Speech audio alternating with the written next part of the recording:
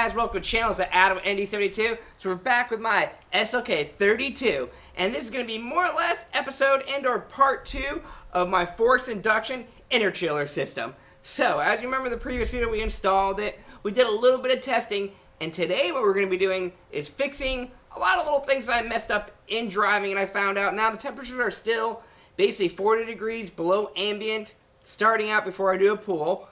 But I'm noticing a few things that are a little bit wrong that we're going to be addressing today and hopefully improve the system. So remember, I just have a stage 1 universal system on my SLK32 Mercedes. Now if you guys want this system, or if you even want a stage 2 and you want to save a little bit of cash, don't forget to do ND_72 for a coupon code. It will save you some cash on their product, and the product, don't forget, is Force Induction Interchiller Systems. Alright, now that we got that, let's get to where I messed up, and I'll show you right here. As you can see, this is my only opening, and up here, to get fresh air to go over my condenser.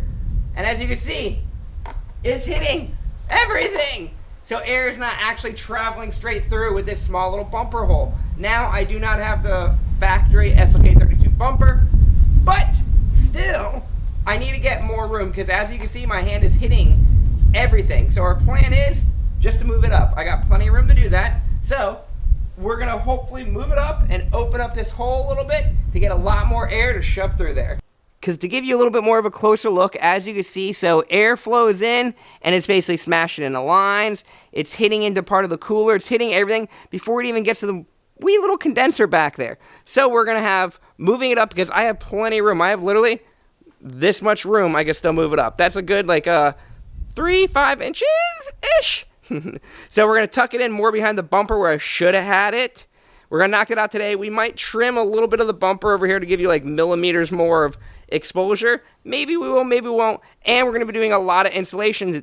So we're going to most likely try to insulate most of these lines over here, the cold lines, and insulate my tank in the back to help temps go a little bit better. But we're going to start knocking this out by just getting this effing bumper off. Alright, so this bumper comes off really effing quick. And as you can see, I want to raise it up so it's more even to where the crash bar was. So I got this mount, so we're going to strip all the intakes off and get more room actually to work in there. We're actually going to flip the mount around. I'm going to move it up about 3 inches. Shouldn't be that hard to do. I should have enough slack in all my lines, so that really shouldn't be any problem. And then that'll give us a lot more flow. Okay, so we have it mounted and moved it up. It is almost 2.5 inches higher. So now, there's so much more room for air to actually travel, and I moved it forward a lot inside of the bumper. That way we have a lot more room back here. For what you can see there, I'm adding a fan. Now, this fan is not the best fan, it's not the worst fan. This is a fan that is 5-6 years old. I'm using it just for testing and mock-up. I'm going to run it, but I am ordering a more expensive, nicer fan. But I just wanted to make sure, wire it all up, get everything in there. This will still work, it still blows air through it. But I just want to make sure I have enough clearance for everything before I spent money on, granted, $100, $150 fan. This is just one that I had laying around, so it'll work for now. Alright, so we got that all up. Now, the next thing we're going to be doing, since this is all mounted up and I cleared some room, okay, so we modified the bumper. We cut out all that foam that is normally right there, and we trimmed the bumper a little bit, and it should let a lot more flow go through. So I already mocked up the bumper. It does help out a lot. But we're going to do a little bit of insulation on these hoses over here, because I am eventually going to upgrade all my lines to full 3/4. But for now, we're just going to insulate the metal stuff, because this stuff I think is pretty good insulation just for the rubber hoses. So, but when I do the full 3.25 all the way back, I will insulate everything. But right now, we're just going to cut a little pieces for there and for over there to insulate this part. All right, we got our lines more or less all insulated up, mediumly good. And then now we're going to start working on wiring up the fan. I did buy this little switch panel from Amazon. So it's a 3-panel switch. So that should be for the fan. We're going to do one switch for the solenoid. And then I have one extra. Just because you never really know. But not bad, not bad. So we're letting some of the paint dry of some other stuff I painted for over here. So we're going to wire up the fan. Then we'll throw the bumper on and we'll start testing some stuff. Alright, next we're going to move on to insulating the trunk tank a little bit. So what I got just off Amazon is this foam padding that sticks. So this should be working pretty good. We're just going to start cutting up pieces and insulate this whole trunk tank.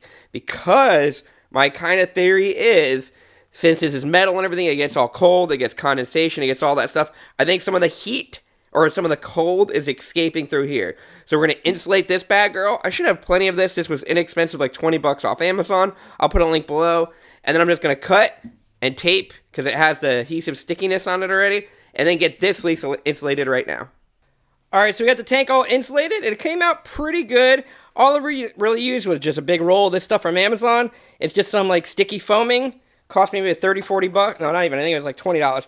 And I got the tank all nicely insulated, and it still fits under my nice little hatch to get that all situated. But bam, and I have my whole full trunk still. And if I ever need to service it, it opens right up. I'm debating on putting insulation like right all over here. That way it helps with the lid, so right when I close it, the lid will be insulated.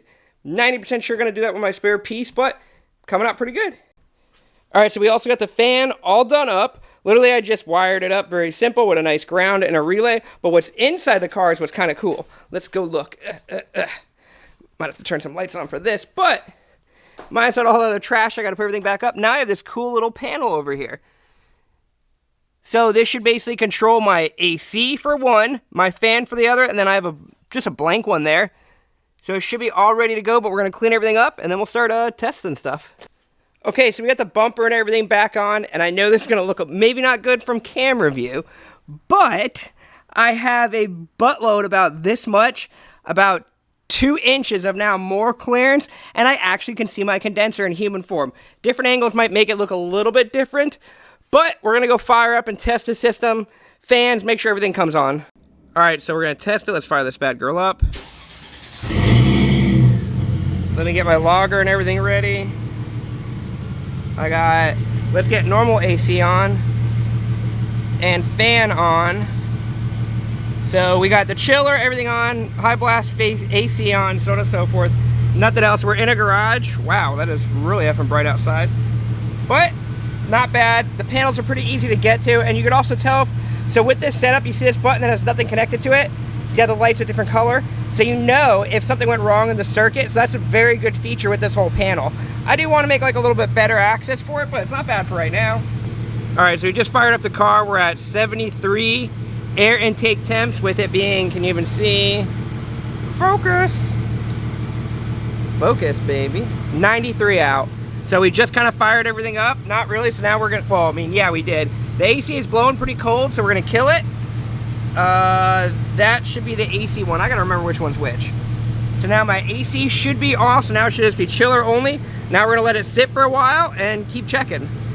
Alright, so we had it on for about 5 minutes. Can you focus? The AC is about 58. It's still dropping the AC. It is roughly, come on, focus. 92 degrees out, and our air intake temps are steady. Man, this different changing of like light is really messing with it. 64. So now we're gonna do it with no AC and let it sit for 5 more minutes. So we're just letting you do it for 5-minute intervals. We'll see when it drops down, because right now it is 30 degrees below ambient with the AC on and not moving.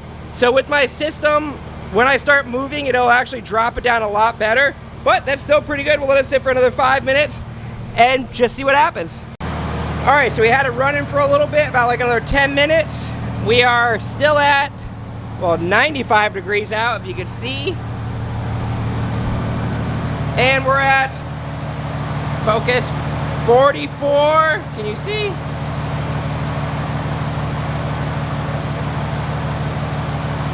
.44 air intake temp. So if we're roughly at 44 air intake temp, I'm going to assume the water is about 10 to 15 degrees colder. So that's 34 degrees. We'll get a gun and just double check though. So the water in the tank is 49 degrees, which isn't that bad. I'm pretty sure the water actually coming in is it's definitely going to be colder. Because remember, the tank is after it goes to the supercharger. So I would say if it's roughly 49 there, if we 44 air intake temps, we have to be right at least 40, like 37 for water. So not that bad, not that bad. Now I think there's 1 or 2 other little things I can do to make this system better. Basically upgrade my intercooler lines, because you got to remember, like, I'm factory. This is a big restriction, but holy crap, that is cold. Look at this line, you got all that condensation on it. That is actually pretty effing cold. So once I upgrade these lines, I bet I could drop even more temp. It'll be a flow water, so much better, but not bad. Also, if you look at the graph, it is a constant 44 air intake temperatures at a 95-degree day. So it's not like I had a spike and I'm showing you weird stuff. No, this is a constant 44.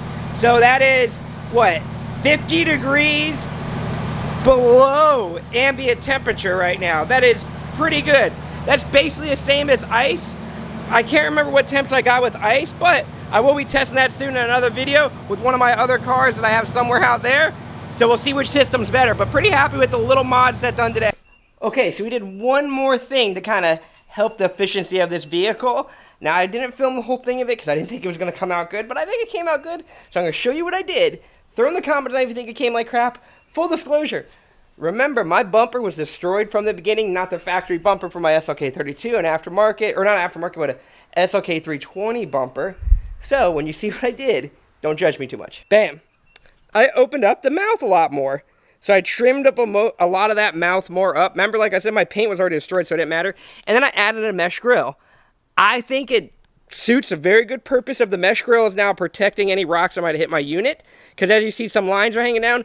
And it opened it up to get a lot more airflow going in there now. Basically, I just opened up the top and bottom. Nothing really left and right, just top and bottom. And then made that mesh grill and threw it on there. And I think it looks a lot better. It's definitely a 10-footer, but it's super nice. Okay, now we're just going to go out and just do a quick little test pool. We're just going to pull a little bit of data. We'll probably do like a 60-mile-an-hour pool. It is still, like I said, it's 95 effing degrees out today. So we'll just do a little pool and see if this made that much of like difference in the road. Because we already saw it made different in the garage, so let's see in the road. Hey guys, do you have an SLK32 or an SL55 or any car with an M11 2K or M11 3K? Then I got a product especially for you guys that you're gonna like. What we got right here is Needs Wings modified surge tanks with crossover tubes and their fancy dress-up kit hardware. This unit right here will help performance and lower boost in your cars. They make them for M11 3s and M11 2Ks. Now, this product right here is what you need if you're thinking about running stack pulleys, more boost, or almost anything. This will drop your PSI down without losing any horsepower. So you know what that means? Better air intake temperatures, more actual horsepower, and safer for your motor. They bolt right up with no modifications directly into your factory areas, allow you to actually have boost sensors back there, or run nitrous with a series of bungs. This is such a good product, and I got it on both of my cars. Now, what you might say is like, oh, that doesn't really add too much power. Well, I made a video proving it actually does. And look it, they actually make the engine bay pop, and it doesn't look too crazy. It looks almost factory. So if you're thinking about what your next performance mod should be for an M11 or an M11 2K motor, modified surge tanks are the way to go.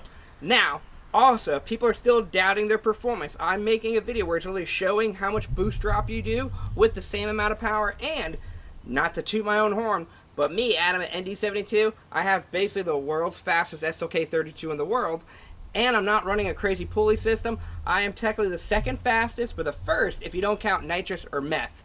So, that kind of says it right there. And this car, all it really has done to it is stacked pulleys, which is a 178, a 65mm, long tube headers, tuning from VTEC, and a lot of Needs Wings parts. But these modified surge tanks were a big part of it to keep my boost down. On my motor, it dropped at 5 PSI, same power. So my temps went way down. So what I think, almost every M11K should have one of these, or you go top mounts, which I did that on my E55, but it's a lot more money. So if you're talking about money, you want to purchase one of these, you go to needswings.com, and if you want to save a little bit money, I got a 10% off coupon code for you. So you go to needswings.com, put your items in your basket, and then off the surge tanks, if you put, where'd you hear about it from, put ND_72. That'll get you 10% off surge tanks for M11 2Ks, M11 3Ks, and these cool intakes and crank pulleys for the M11 2K, and some intakes for a C32, and the list goes on. So next time you're on needswings.com, make sure you put anything you're purchasing, where'd you hear about us from, ND_72. You'll get 10% discounts on not all their items, but some of their items, and one of them is a Modify Surge Tank set. So, hope you guys like it. Go make some purchases, and back to the video. Alright, so we're taking the car out. It's 91 degrees out here in Florida. We're on a nice little Mexico road. We got the logger. It has been like 64 to 62. It goes up and down a little bit. We're gonna do just like a quick little Mexico pull. We're doing a 60-mile-an-hour pull and just see kind of what it does.